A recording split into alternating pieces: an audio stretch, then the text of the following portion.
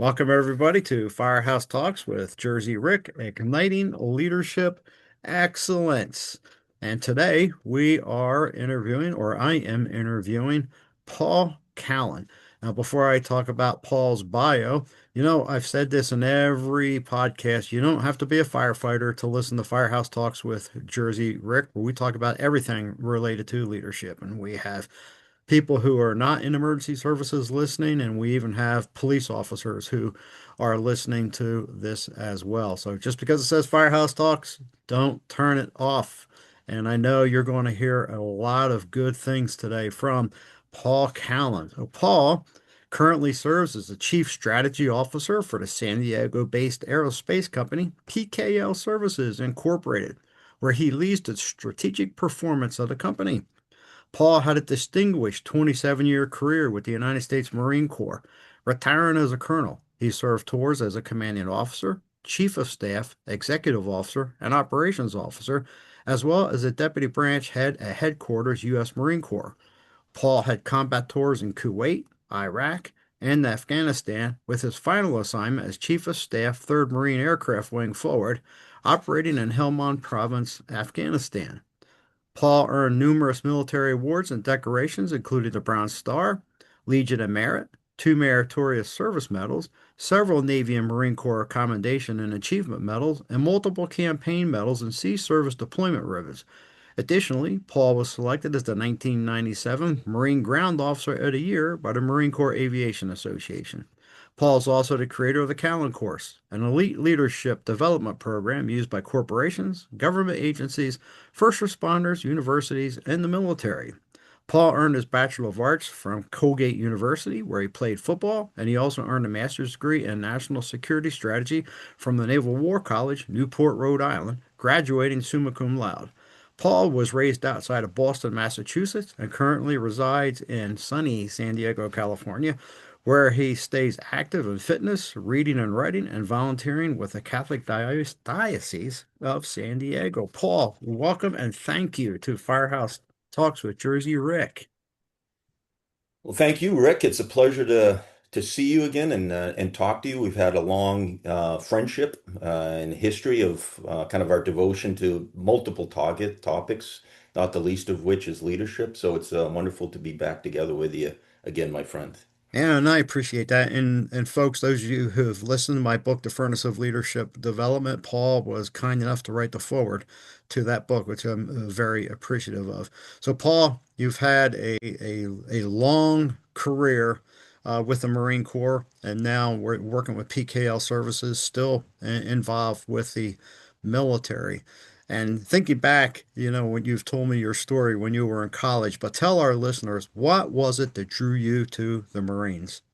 Right. Yeah, it's an interesting story. It goes to, I think, to the heart of how life can be ironic and even paradoxical. But yeah, so I'd have to start with when I was in high school and I played sports and I went to college on football scholarship, and I was at Colgate University. It was my senior year, and I was coming down the hill from a class, going back to my off-base apartment, and a Marine captain passed me. And of course, I had no affiliation with the military at that time, so I probably didn't necessarily know that he was a Marine or even what rank he had insignia on his collar. But he happened to ask me directions to a particular building, which I gave him. And then he was clever enough to hand me a brochure about the OCS, about the Officers Commissioning, program. So anyway, it planted a seed in me that, and it goes to show you, it didn't materialize immediately, but 6 or 12 months later, I was sitting there after I had graduated, and probably like a lot of typical 18-year-old males, I was adrift and had no idea what I wanted to do with the rest of my life. I suddenly realized I wasn't going to be a professional athlete. So, so I pursued it, somewhat, how would you say, as just an intrinsic feeling that I had. There was something about the ethos of the Marine Corps and the esprit of the Corps that just somehow Mm. drew me to it, though I knew nothing about it. And I did the thing that I suppose all of us do at certain times of our life. I just jumped across that chasm, and it transformed my life. Yeah. There's a, you know, Veterans Connect. And before we started, I shared with you that this weekend I was down in New Mexico teaching a class, and there was about six veterans that were in there. But one thing that I have observed, because I did the Air Force first before the Marine Corps, is there is just a different and special connection with Marines, and it's a automatic connection Right. that happens there, and that camaraderie. And so, Paul, back in 2015, we were on the phone and you asked me a question. And I was like, wow, I've never been asked this question before. And I whipped out my moleskin journal after that and I started writing quite a bit. And so I would like to pose that same question to you. And that question is why do you believe what you do about leadership? Right. Yeah, it's probably the fundamental place to start, I think, any discussion and inquiry into leadership because it forces us to wrestle with the questions instead of the answers. And Mm, and I think that's the vital thing about anything like leadership, which is I put it in the realm of a master craft, mhm, is the questions are more important than the answers because the questions force us to wrestle with and then appropriate the truths ourselves, as opposed to just mimicking and copying a rote list of attributes and traits and uh-huh, of that nature. But what I found most compelling about leadership and what has really formed the way I think about leadership to this day is that I have I found that I had to start with this fundamental question, which was, what is my philosophy of life and leading? mm, Before I ever thought about tactics and techniques and styles and skills and things of that nature. And I think that's so important because leadership, again, as a master craft, is principally what I would call in the art of becoming. okay. Um, and what we have to do is have a philosophy that grounds us and informs us in terms of the way we see the world, the way we Mhm, think, the way we engage with people. And so it's the philosophy is crucial because it's a fulcrum and it's also a prism that we will use to pursue leadership. And I think it has to be based on what I would call durable commitments, things that will not mm, change okay. based on the changing winds and passions and things. They have to be true at all times to you. And they're mostly these durable commitments for me are rooted on things like virtue, character, virtue, Mhm, yeah. mores, dispositions, temperaments, and sensibilities. So I started with, and I constantly go back to the building and then the constant renovation of a leadership philosophy. Because again, I think that to use a trite phrase is we bring ourselves to every dance that we go to. So it's the centering of ourselves and the mastery of those internal commitments, those durable commitments Hmm. that will principally dictate the quality of the response that we provide in every leadership challenge. Mm, okay. Yeah, when you talk about the durable commitments, would that be the same thing as an individual's core values? Yes, absolutely. Um, I prefer to use the word virtues because Mm, and I'm not trying to get into a comparative analysis on it, but virtues to me are important because virtues tend to be sturdier than values. They tend to be more they require constant learning and constant investment in virtues, and they tend to be of thicker substance than values do. But yes, they mm, would be akin to what you might say a set of internalized core virtues or values. They're the okay. things that you would say you honor and define your behavior, that they define your character. And they define, again, the way you see the world and the way you interact with people. And I call Hmm. them durable because they should be things that we honor and that they should not change again with um, the changing winds of time and passion Yeah. and convenience and things like that. They Hmm. should always be true about you. Um, I think, Rick, you and I use this metaphor, and it's a quote by, again, I sometimes reference too much antiquity, but Archimedes, Greek mathematician, kind of a Hmm. Renaissance man, but he has a famous quote where he says, "Give me a firm place to stand and a lever, and I'll move the world." And what Yeah. I've kept that quote near me at all times as a touchstone because what it kind of says to me as a metaphor is before you can exert any kind of influence, which would be the lever in this metaphor, is Hmm. you have to have a firm place to stand. You have to be grounded yourself because otherwise that the use of that lever will never be consistent and it'll never be true. So I always think of leadership from the viewpoint of um, a heroic approach or heroic ambition says the first and foremost focus of all leadership pursuit individually should be self-mastery, right? Hmm. Mastering your emotions, mastering your passions, and mastering your character. Because again, it gives you that firm place to stand so that day to day, year to year, in good times and bad, in rough and smooth, you're the same person. Hmm.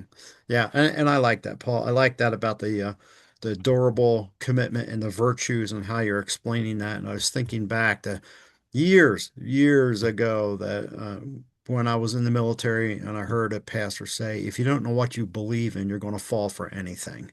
Right. And so I like that with the virtues, and as we see far too often in society today, the people who are flag wavers, they change at any wind, anything, that comes down, and it creates leadership issues in organizations. Right. And just like you said, you see that the failure of that fulcrum of anchoring yourself and being true to what you believe is true, good, beautiful, virtuous, Hmm. in terms of behavior, is whenever is in points of elevation or depression. What I mean by that, when somebody is being glorified or somebody is being ridiculed, you'll see their true character come out, right? In the highs and the lows. Yeah. So again, that's what I mean is that fundamentally we should be the same person in both of Mhm. those extremes. But like you said, when you look, just look at what we see play out every day in the public sphere is you see that people are not anchored. The fundamental disconnect is they separate their character from their behavior. Mm. And many people accept that separation, which is a complete violation of integrity, right? Right, Yeah. right. Yeah.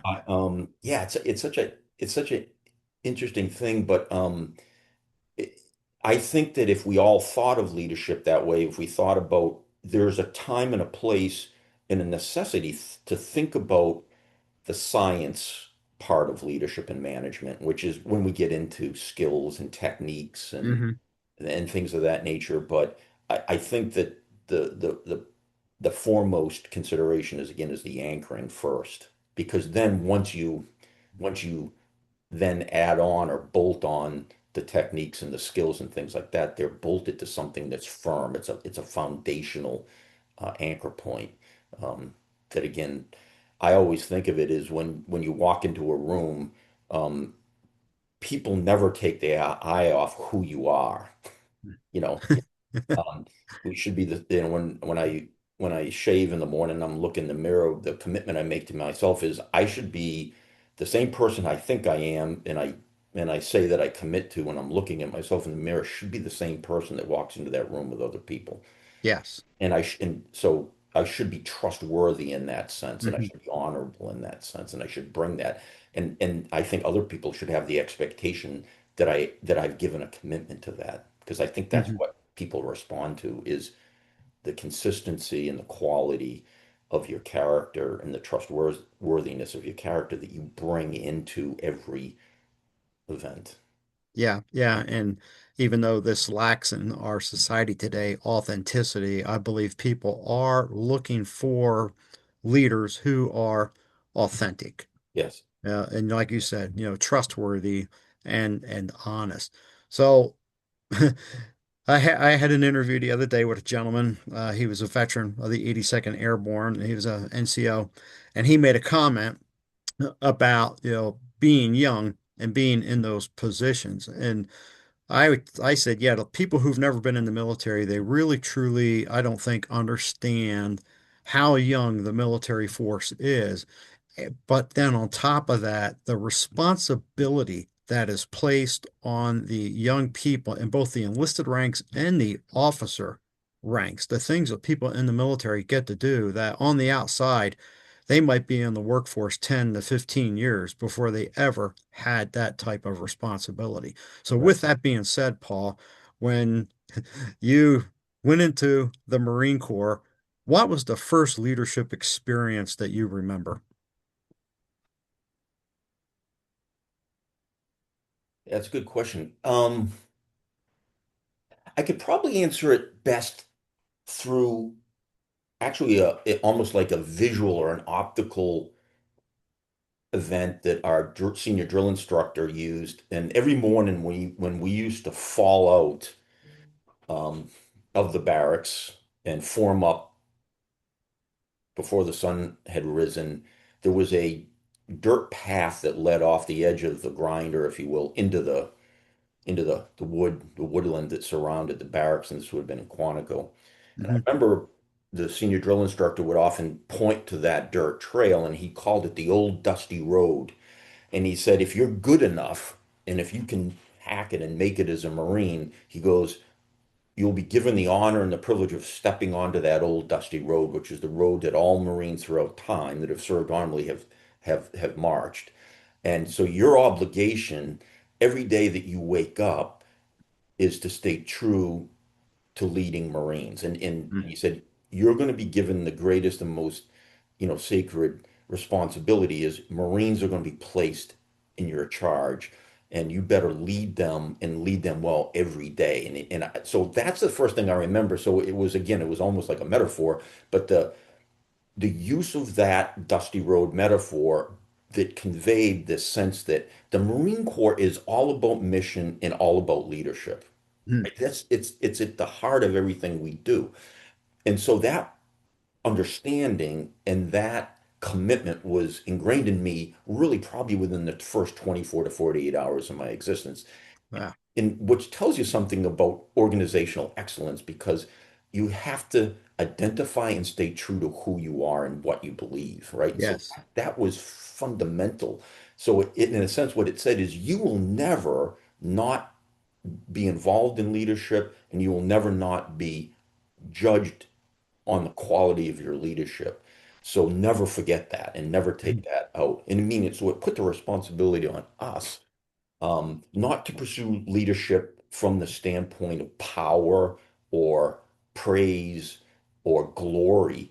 It was a sacred responsibility to master yourself. I always think I used the image of a golden key is to master it and then give it away freely. Everything was about transmission, right? Transmitting what you might call leadership and Yeah. social capital and giving it away and empowering people. So an organization that's built around that ethos, um, like you said, can take young people off the same streets that march into any of our companies and universities and institutions, and within a really short time, totally Mm. transform and convert their mindset into what I would call a sense of heroic ambition, which is service-based, leadership based, sacrifice for the common good, right? That's what the Corps does, and that's really in a broader sense what the military does. It is a it is a cauldron of conversion, a scalding rinse that right rightly aligns us towards leadership in a truer view of what leadership really is. Yeah, that's great. And so, Paul, when I was about my second year as a battalion chief, and we were doing a interview panel for a lieutenant, and one individual did not get it, but there was an opening about a week, 2 weeks later for a temporary position because the lieutenant had gotten injured. And so this guy, we are going to put this guy in. So I went out to the station and I talked to the driver and the firefighter, both senior men, and I told him, I says, it's your job to train this guy. I went back to the temporary lieutenant and I said, it's their job to train you and it's your job to listen to these guys. So now, with that being said, there's an interesting dynamic in the military, any branch of the military. Certainly, I believe the Marine Corps is a lot tighter that exists between the enlisted and the commissioned officers. So you're newly minted as a second lieutenant. Mhm. And in your first duty assignment, Paul, what was that interaction like between you as a new second lieutenant and your senior staff NCOs? Yeah. It's a searing moment because no matter, like, in other words, so for the audience too, so they'll understand. So for a Marine officer, you go through officer commission, OCS in my case, yeah, I don't know, 12, 13 weeks. Mm, Where really, I mean, you're at that point, you're a Marine if you think of it, but you really haven't yet at that point got the groundings of at least tactical leadership, what we call platoon level leadership, right? So mhm, what the Marine Corps does is then says, okay, you've proven only one thing, that you're a Marine. You know, you've gone through the crucible, so to speak. You call yourself a Marine, but you're not really yet qualified as a leader. So we then go to the basic school, TBS, mhm, which is 6 months in Quantico, and that's where you really go deep, deep and narrow into leadership and particularly platoon level leadership. But at that point, it became clear in all of our minds, I think, that the day was going to come when we were going to join an operational unit, right? And we were going to actually have to lead. And you, like you said, is the challenge would be is how do I, as then say a 22-year-old man, young man, walk into a platoon or a company that has within it a demographic of senior enlisted that have probably been in somewhere between 20 and 30 years, non-commissioned officers that have been in, 10 or 12 years, and then mhm. obviously junior Marines. And how do you gain their respect? That's the way I looked at it. I Uh-huh. knew from playing sports that just me walking in with the rank on my collar meant nothing. Mhm. Absolutely meant nothing. Meaning, would they follow my order? Probably, yes, but not with the full-throated vigor of commitment, right? So Right. the image I always had in my mind, and I use it to this day when I teach leadership, is I had an image of my mind with, let's say in this case, a squad or a platoon of Marines with their backs to me. Mm, And I liked that image because what it told me is that I had to lead the turn. In other words, I had to, through my behavior, through my comportment, through my character, is I had to establish first, before I asked them to do anything, the bond of trustworthiness, mm, right? And if I could establish that through my actions, my deeds, more than my words, right? That I could go first and eat last as an officer, right? Do mhm, whatever I asked them to do, but then when it came time to sacrifice, eat last.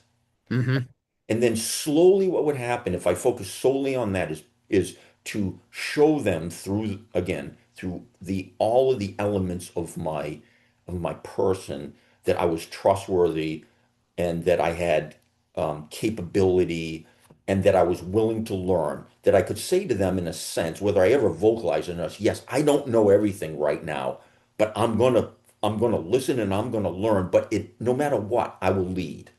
I will ask for your advice, but I will lead and I'll make a decision. And then slowly what would happen if I committed to that first, before I ever asked them, they would slowly turn and follow. mm. So I called it leading the turn. Is it was up to me to create the credibility and the trustworthiness and the honor of their willingness. That's the key word, to turn and follow, right? Yeah. Because it's not automatic. Yeah. I like that, Paul. And being, police and fire being paramilitary organizations, folks, if you missed that, even if you heard all of that, you ought to stop this and rewind it and listen to what Paul just said there because it has direct application to both professions, law enforcement and the fire services. And Paul, what I've seen so many times, especially in the fire service, when somebody begins acting up into a position, and there's one instance that comes to my mind where they come in and immediately attempt to exercise authority that they don't have, and all it does is it just creates chaos and resentment Yeah, and distrust. right. That's yeah, not a good thing. So, Paul, what as you went through your career in the Marine Corps and you second lieutenant, retiring out as a colonel with a number of different assignments, was there any one assignment that you had or any one unit that you were in that you said, wow, if I had the opportunity, I'd go back and do that again or go back to that unit? Yeah, that's a great question, Rick. I've never thought of that in particular. Um, let me. I would say it's an interesting in this way. I'll answer it as I think about it, if you don't mind. Hmm. I won't. Sure. Yeah, I'm not going to absolutely. do this just to dance around the question, but like if I look back at the total trajectory and tapestry of my experience, like most Marines and officers in particular, is it was the interplay of operational assignments, right? So you're in deploying operational units, and then some kind of staff time, right? You go into Mm-hmm. or school, right? Hmm. So it was every 3 or 4 years I was going from an operational assignment to a staff tour or to school, which says something about, again, I think for all of the listeners is so for 27 years, I was never out of the rhythm of operating and learning, Mm. operating and learn. I mean, it was just this constant life cycle, right? So each of those, if you think of the staff time in the school, was a different experience and a different form of satisfaction than being in the operating units. Um, I intrinsically valued being in the operating units more than the staff and the school time, simply because that's where you really felt like a Marine, right? Uh-huh. You were doing the things that Marines love to do. That's the deepest sense of camaraderie and esprit de corps um, that I felt. But interesting when I look back, maybe more retrospectively now, is I learned a lot also, though, about leadership and management when I was doing those staff assignments, because it's the underbelly of the institution, right? You're Mm. learning Hmm. about how does resourcing happen, and how does education get conveyed in an effective way. So it's the framework and the architecture of the institution. So they were both important, but I would just say this without picking a particular unit, because I was in some stellar units that were formed again through hard training and just had the richest, most exquisite level of camaraderie and esprit de corps that I've ever felt in my life.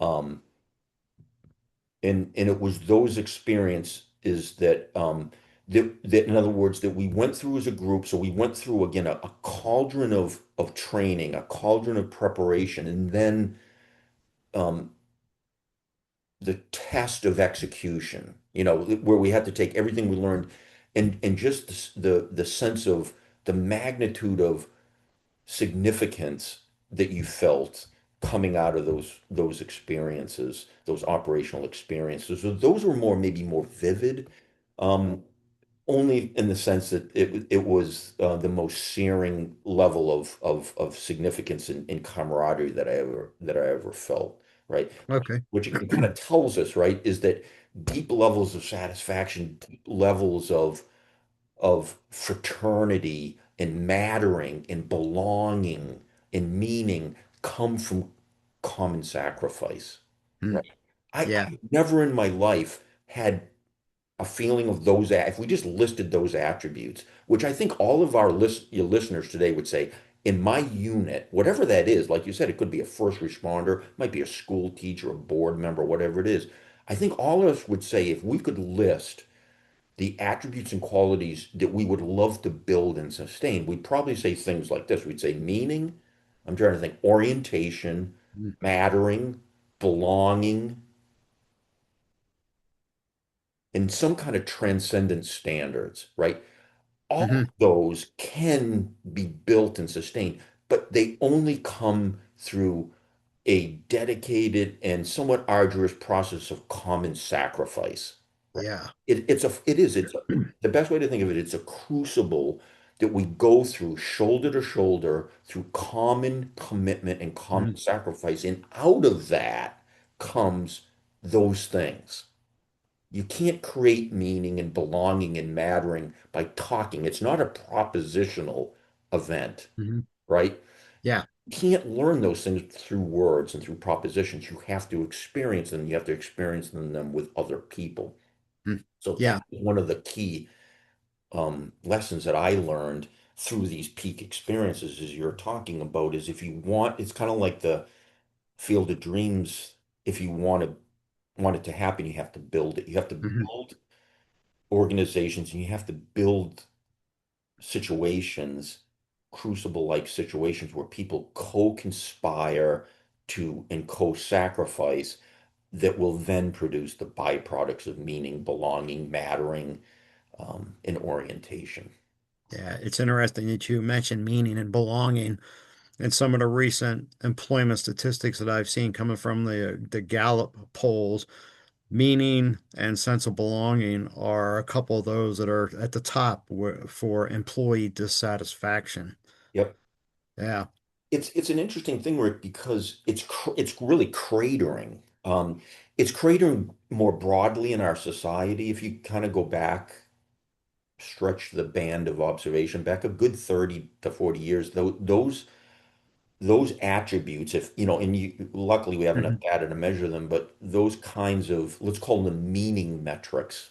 But it's not just meaning because there's elements of meaning. But if you took those, the sense of belonging, a sense of orientation, mattering, what's most relevant, what's most revered, you know, maybe the best way to say it is feeling homing and grounded, a homing effect and feeling grounded. Those attributes in our broader society are cratering. And then, like you said, in many organizations, not surprisingly, they're also cratering because again, we draw people from, from the culture, if you will, and we go in. Right. So I think a lot of our work is increasingly becoming through a conspiracy of technology, the after effects of COVID. Where now a lot of people are not working in the office anymore, they're working remotely, um, and they're not their fault, but the job market now basically says change jobs every 3 to 5 years. You're Yeah. going to stay in one place. But I think the framework and the soil to build those feelings and those senses is increasingly shallow or not present in our Hmm. society, right? So I think for young people, it's almost hard for them when we talk about this, they'd say, I'd love to have that experience, but they can't imagine it because they haven't seen it yet. know? They haven't Right. seen it. And so I think it's hard for them to imagine it, but it's something that we all as mid and elders, wise elders, if you will, should be Hmm. thinking about is there's new challenges. We live in a different economy. We live in a kind of an ever changing world, if you will. But these qualities that get to that sense of community, that sense of orientation and mattering and belonging, the the process is the same. That will never change. The way you Hmm. build that and the way you foment that and you cultivate it will never change. So we have to, in some ways, as leaders, I think, be more creative. How would we create those conditions, even with those more modern challenges? Because at the end of the day, um, like I said, the highest metric we should have in any of our organizations, and I'm surely not speaking specifically about military or first responders, though it would be definitely true there. I would say in any vocation or any job is we want people to feel that they belong to something that of a high resonance of meaning and matter, Yeah. right? And it should be beyond just simple transactional events. I come in, I do my job, and I leave. That's a wasteland experience, right? Yeah, oh, absolutely. And I had been in that position before in the past, and um, that you're right. That's a wasteland. Fortunately, it wasn't the fire service. Some of those things, in between, the military and the fire service. But one of the common things that I hear I sit down with a lot of firefighters and have coffee with them and, when I'm out teaching. But one of the common things that I have heard now, even before I retired, is, hey, it's not the same as it used to be. We don't have people who are coming in, and I know sometimes it could be a blanket statement, but the picture behind me, I rode that fire engine when I was 3 years old. And Right. so it was always one of those things. I want to be a fireman. I want to be in the military. Right. And so as the generations have changed, and you mentioned people changing jobs every 3 to 5 years, that has been something that I've heard from firefighters is like somebody's coming on or they'll jump to another department that has more money, or it's like, I don't even want to do this anymore. They want to go to something different. There's that lack of commitment that is out there.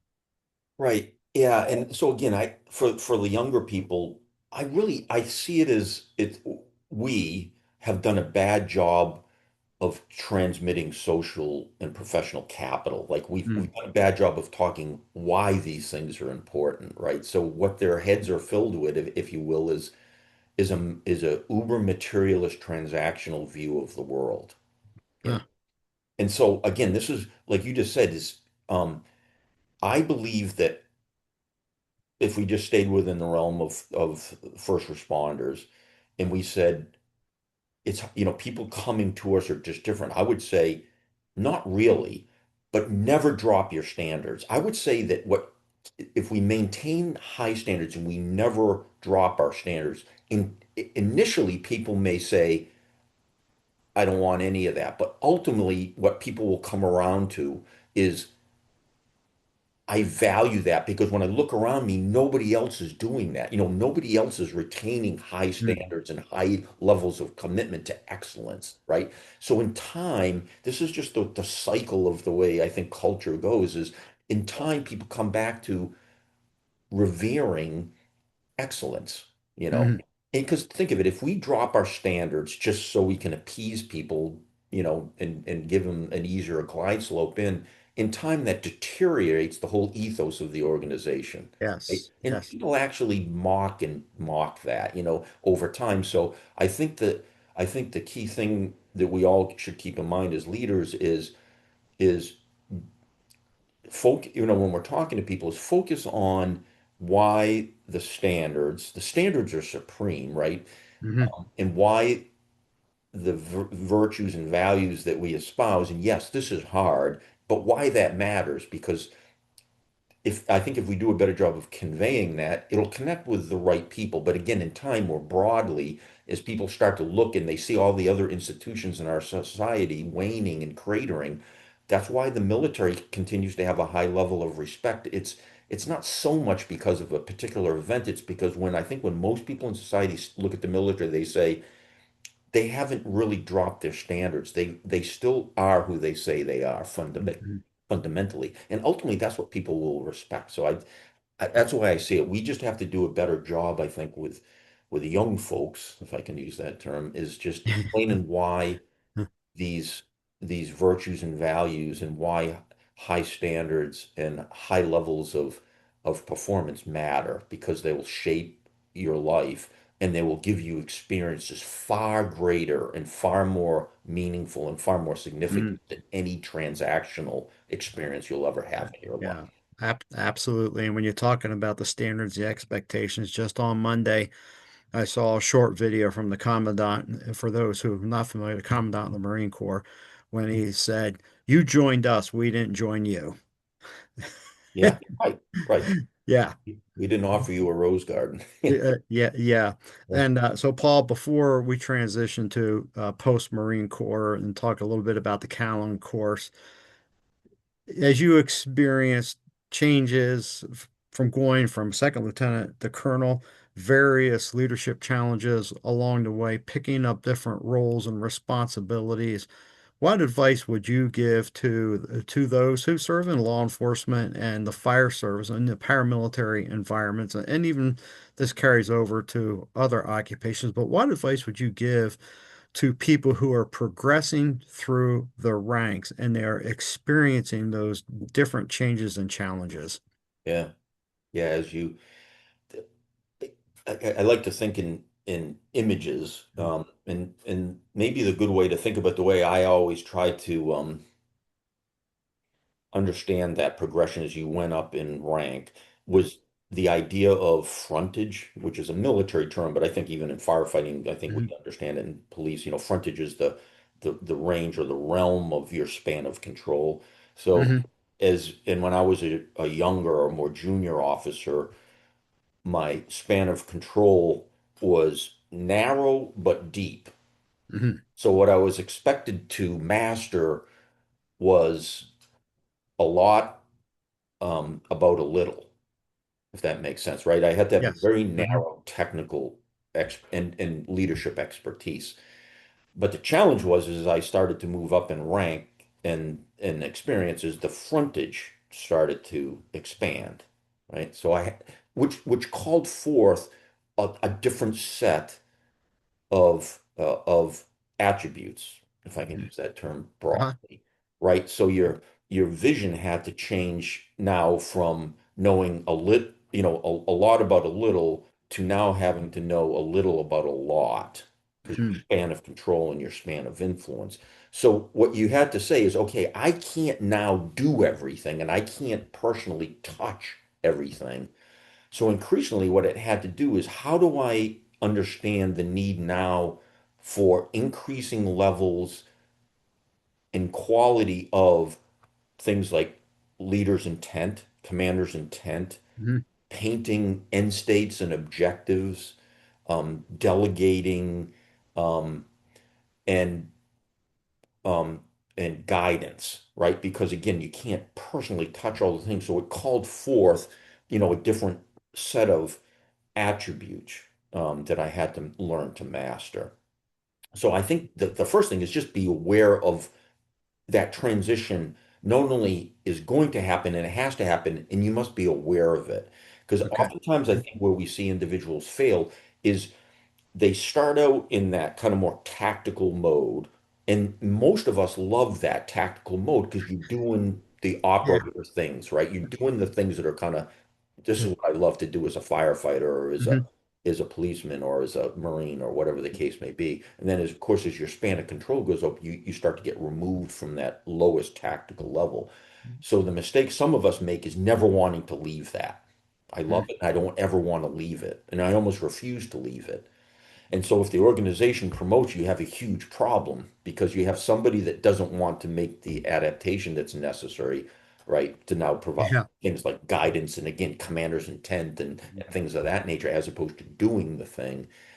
And so that creates a whole set of problems, both for the individual and then the organization. So I'd say the key thing is to understand that's a natural progression, it's a natural transition, and just be Mhm. aware that again, the fulcrum within us doesn't have to change. Who we are as a leader, our values, our durable commitments, that never changes.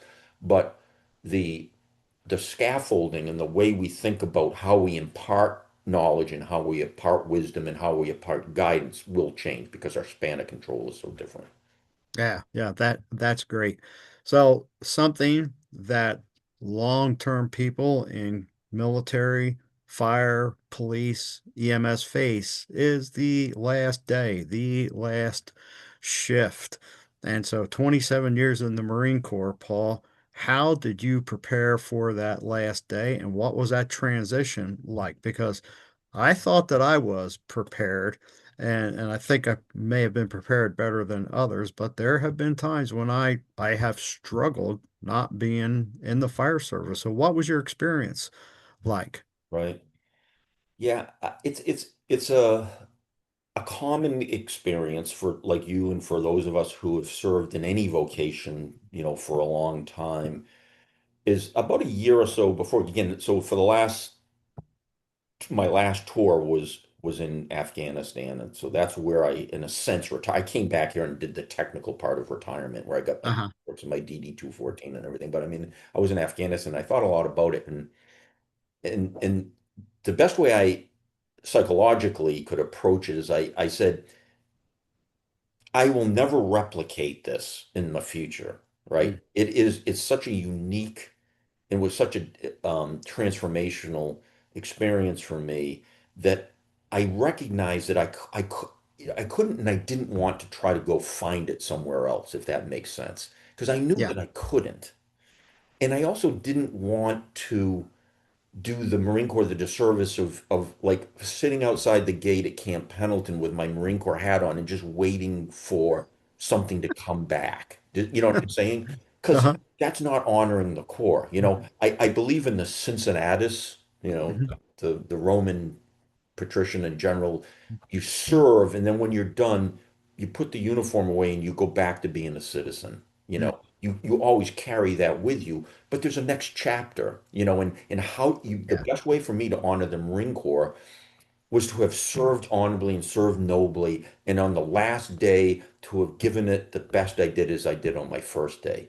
And then when it was over, I said to myself, the best way I can honor it is, yes, mourn the fact that that period in my life is over and that golden experience that I had is over. So mourn it, but then let it bless you and then take and go to the next chapter and take all of that experience with you. And so that's what I decided to do. So do I to this day miss it? Do I miss the camaraderie? Sure I do. But again, I tried to follow that guidance of go through a period of where you honorably and rightfully mourn the loss, but also let it bless you and then go forward to the next chapter. Because that's the Mm. best way I could ever honor myself, my Well, family, in the Marine Corps, is to take the best of the Corps gave me and bring it to other facets of life.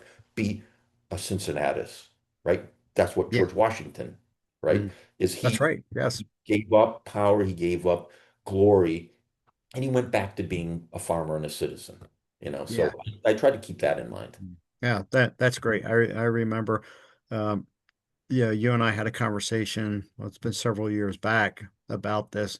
And because you had been here at Loveland Fire, teaching the officers and you saw what was going on here, and where the organization was at, quality organization. I remember you telling me, it was like, hey, Rick, when you leave, you will never have that again. Yeah. Right. Yeah. But I appreciate it. So now you're out of the Marine Corps, and was it right into PKL services, Paul? I can't remember. Yeah, so right, Rick. I retired in 2010. That's hard. I can't believe it. 16 years ago. Where did that time go? But yeah, so again, it kind of links in or dovetails to that question of, how did I transition and what was it Mhm. like?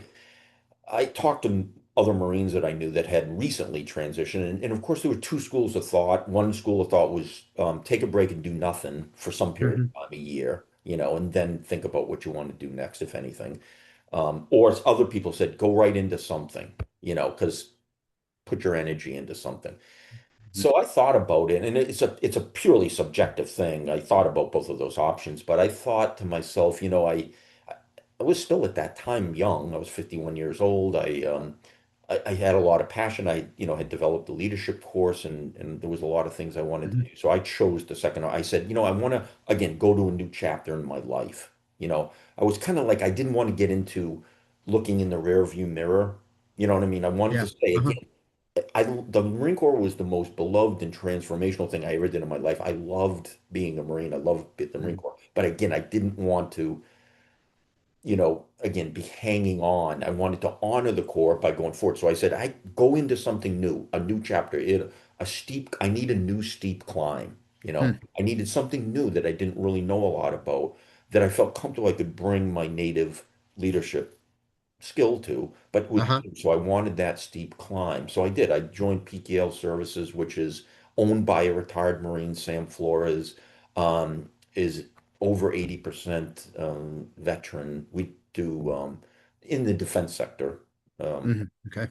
but it was a good it was local. It was here in San Diego, and it was at that point still a relatively small company with an ambition to grow strategically and Mhm. globally. And that kind of was something I enjoyed doing. I like to do strategy development, and so it was just a good fit. But the real personal reason was that again, I wanted to move on to another chapter, and I wanted to Mhm.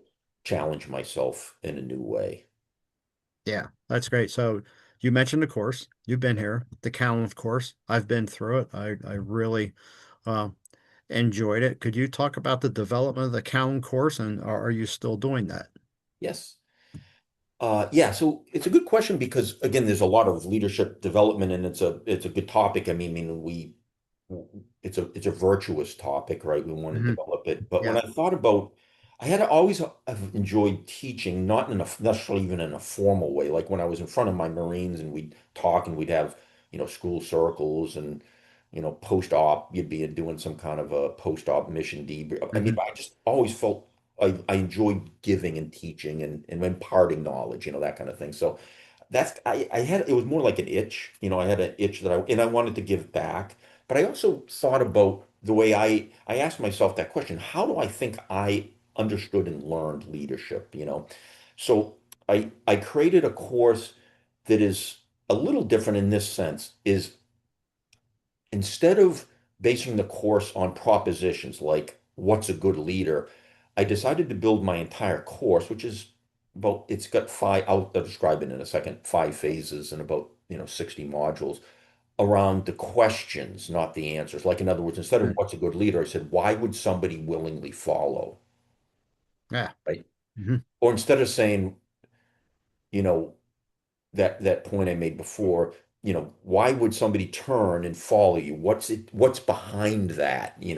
So I decided, and again, I wanted to build the course around what I thought was the most appropriate way to understand leadership is a master craft, not in the dungeon of managerial science. Because again, here was the real eye opener to me. I was walking through airports a lot, like many of us do, and popping into bookstores. I like to read, right? Yeah. Was I was amazed at the expanding zone of the bookstore that's called self-help. And much of that self-help stuff was this gobbledygook, um, you know, the three tricks to great something, or the easy road to something, right? Like as if any mastercraft is easy or there's a trick about it. You know what I Hmm. mean? And it was all this self-help lunacy. So I said, I want to base my leadership course around perennial truths about excellence. And what is human flourishing? What's human excellence, right? So I built it around that. And again, I decided to do it based on what I believe is a perennial cycle that we go through individually and also organizations do. So it starts with the whole first phase is on self-leadership. I never talk about leading others before we talk about self-leadership and in the responsibility to develop the expectation in yourself of you as a leader and all of the attributes that we've already referred to. Then we get into leading others, and then leading the organization, then into strategy and execution, then Hmm. finally into mentoring and knowledge transfer. So I kind of think of that as a cycle, but each kind of builds on the other. And you can't be, in other words, you can't be good at leading others until you can lead yourself. Yeah. And you can't lead the organization until you understand how to lead at the small unit level. So to me, it was a life cycle, and it was an appropriate way to think about leadership. But the fundamental difference do in my course, I think, the way at least I've tried to approach it is immersive. Like, in other words, at every one of those four phases in the modules, they're all based on going into the problem or into the question and then wrestling with it. And then I think what I find as I do it with people is, first of all, it first scares them because they're like, well, where's the list of propositions we're supposed to memorize? Where's the traits? And because that's the way many people learn today is give me the Hmm. list, I'll memorize it, and then I'll spit it back out on a test. So the approach I tried to take was to go in, wrestle with it, and then appropriate it yourself, and then come out. And now you own it because you've had to wrestle with it. So that's kind of the way I built my course, and it's around. I mean, if you look on the website, I mean, the tagline, which is true, and this is what I try to take true to, is it's called, develop a cultivating a heroic mindset. And again, I'm using heroism there as a philosophy, not as an act per se. It could result in an act running into the burning building, but it's more of a mindset around those durable commitments, right? Yeah. So if we have those durable commitments within ourselves, at the small unit, at the organizational level, and then we transmit them through Hmm. mentoring. knowledge transfer and succession, right? Then you create a life cycle of excellence within the unit. Yeah. Yeah. I remember the concept that you taught of the Sherpa Yeah, and right. going to the top and then coming back down to the Yes. bottom and helping Right. somebody else back Yeah. up. Yep. Yeah. It's a great image because Yeah. think of how differently that conveys the expectation of leadership, right? Because the Mhm. Sherpa means first you have to master yourself and master the hill, right? But then the ultimate quality of a good Sherpa is you come back down and help others climb. Yeah. So you mentioned reading. We're both avid readers. Right. What are you reading right now, Paul? Yeah, I'm a grazer reader. What I mean by that is I have at least almost at all times 4 or 5 books at different places within my house, right? So in the morning, I have a book that my mother gave me probably 30 years ago. It's a large compendium. It's Reflections on Saints. But I keep that here because when I wake up in the morning, we talked about this before. I call it the golden hour. I get up early. I always have. I mean, but I get up 4:30 or 5 and I come down. It's quiet before the sunrise. It's kind of liminal space. It's kind of a golden time. It's quiet. And the first thing I do is I make my coffee and I open that up and it's just it's a one-page reflection. It's not a list of quotes, but it's a reflection on some saint's life or some, person who lived a magnanimous, actually a virtuous life. Uh-huh. So it's just so that's a form of reading. So it's a reflection, right? And it could be something else, but that's what I'm using now. But then in my lower living room out here, I have a book right now. I have a book of George Will's articles because I he's a it's not so much the points he makes. He's just a great writer, and I enjoy his writing style. But he has some really interesting takes. And then up in the room, I have a bio. I'm reading a biography, and then up in my bedroom, I what do I have up there right now? I think that's I'm rereading one of Dickens' novels. So Okay. all different, you know what I mean? And so what I do is I may only read like at night before I sleep, I might read 3 pages out of, the Dickens novels I got upstairs. You see what I'm saying? So I graze. Right. I just Right. Right. I try to keep it some admixture between biography, history, um, you know, poetry. I read Hmm. poetry sometimes. Learn a lot of about leadership from Macbeth. Mm. It's all there. The ups, the downs, the virtue, the vice, it's all there. Yeah, it's interesting. So, We so we have a very similar routine. I'm out of the rack at 04:30, yeah, and then I work out, and then I spend time praying and in my Bible, and I usually have about three different books that I'm reading at the same time. And my Deb got me a book here for Valentine's Day, Beyond Band of Brothers, Dick Winters yeah, memoirs, and you yeah. know, uh, I really I'm enjoying that. So, Paul, For we're your, wrap. I'm sorry. oh, I'm sorry. Like I was going to say for your listeners, because again, I'm trying to think that, we're talking generally about leadership, but I Yeah. can tie the reading because I think it's a key learning point for me in my life, and I would share it with your readers too, because you might say, well, why reading, right? So Hmm.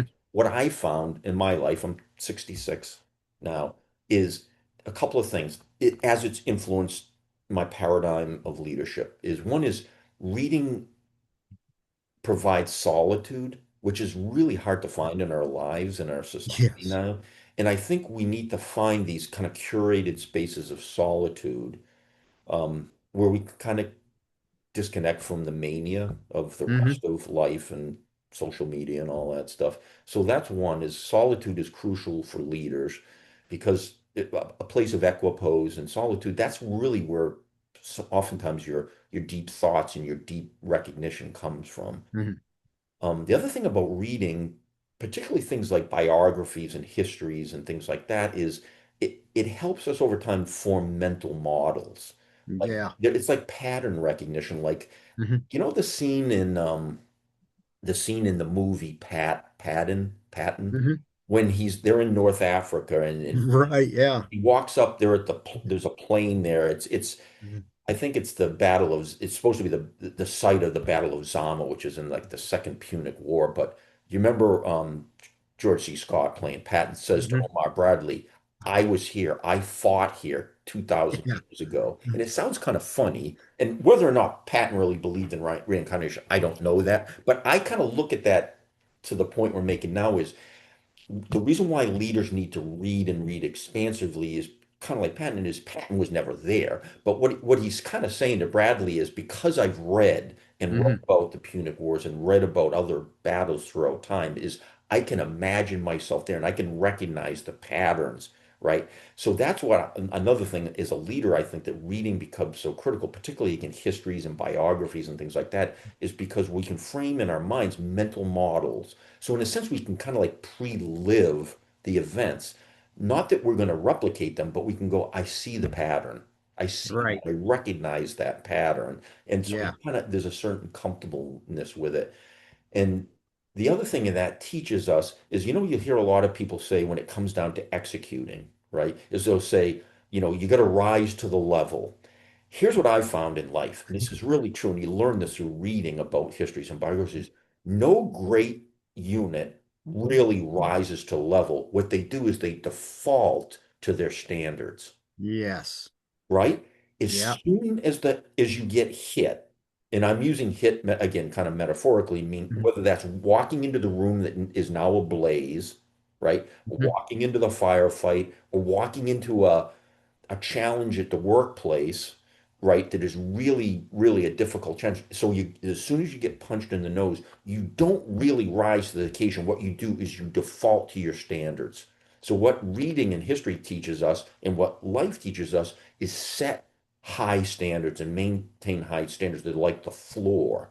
Because you never want to fall below the floor. Because if you have high standards, what you default to will be excellent, you know. Yes. So Yeah. it teaches us that, through reading. So anyway, I Yeah. thought that might be helpful for our listeners in terms of why read. Yeah. I appreciate you bringing that up, and then also going back to Patton. He read Rommel's book Infantry Attacks Right, prior to the Battle of El Catar. right, And so he was learning Rommel's thought processes right, there. But what right, you're saying, and just this past weekend, when I was teaching, I was talking to the group about tacit knowledge, that knowledge that gets, embedded right, in our heads, and then what, Gary Klein refers to as recognition prime decision making becomes right. part of that. Yeah, Well, for you and I, we know what a slide tray is, but yeah, probably a lot of the listeners they don't know. right. So, Paul, as we wrap this up, is there anything that you would like to add for our listeners to hear? Well, first of all, it's just a pleasure to see you again, Rick. You're a dear Yeah. friend of mine, and I know your family, and again, really happy for you with the wedding coming up. Um, I don't know. It's such a. I would say this, to the listeners, if I was going to impart anything, is to go back and ask ourselves, me included, every day, is what's my philosophy? What do I believe in, and what am I willing to commit to? Um, Life will change, situations will change, but if we can stay true to cultivating excellence within ourselves, then I think regardless of the challenge, regardless of the situation, regardless of the job or the assignment, is what we can feel comfortable in is we're bringing the best of ourselves into every one of those situations. And to remind myself of that, I'm sitting right now at the desk in my small home office. I have two quotes, only two, that I have next to my desk, so I kind of cannot not see them. And they're both from the Stoics. So again, my reference to antiquity, but I like it because I kind of think that they were true thousands of years ago, and I think they're true now, but they remind me of the importance of having, again, those durable commitments and having a Mm. center, right? An unchanging center that is that I attempt to be, though I am a human and I often fail, is I attempt to be virtuous. And the one is Marcus Aurelius's quote, and he says, "Waste no time arguing about what a good man should be one." Mm. And the other one is Epictetus. and I have it right next to it, and it says, "Don't explain your philosophy, embody it." Those are two great quotes. Right. And yeah, so it's the difference between ideology and I think what you would call orthopraxy. Orthopraxy means do it, Mm, right? So yeah, doing it ultimately is more important than saying it, right? yeah, yeah, absolutely. Well, Paul, thank you for coming on board today. Firehouse Talks with Jersey Rick. As always, I enjoyed our conversation, and I appreciate your time very much. And Paul, if there's any of our listeners that would like to learn more about the Callan course, where should they go? Yeah, thanks, Rick. Yeah, the website I have a website for the Callan course, and it is www.Callan